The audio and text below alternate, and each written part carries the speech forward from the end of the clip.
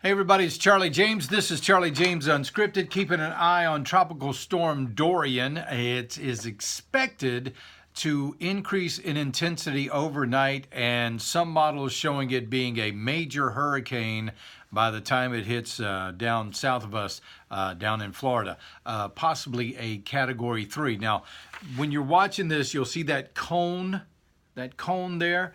Don't watch the center line. Don't watch the center line of this storm. Watch the entire cone, because all of that cone is in play.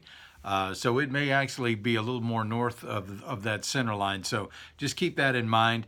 We'll keep on top of it for you. We'll let you know if you need to make any plans or anything like that. We're not going to let you down as far as that's concerned. We'll always keep it right here. We got a bunch of folks looking at that, so we'll keep you updated on that.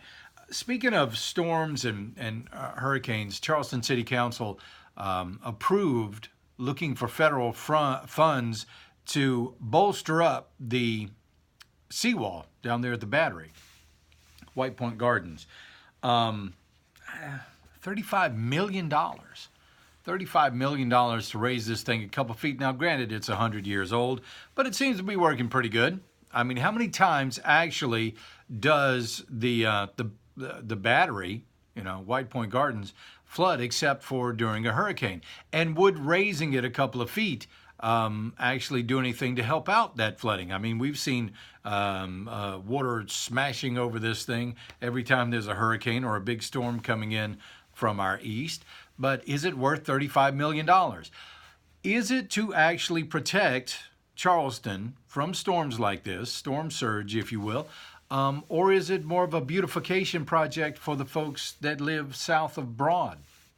I've noticed a lot of people south of Broad really approve of the idea. Certainly there are other places in Charleston that flood worse, but maybe just don't have the clout.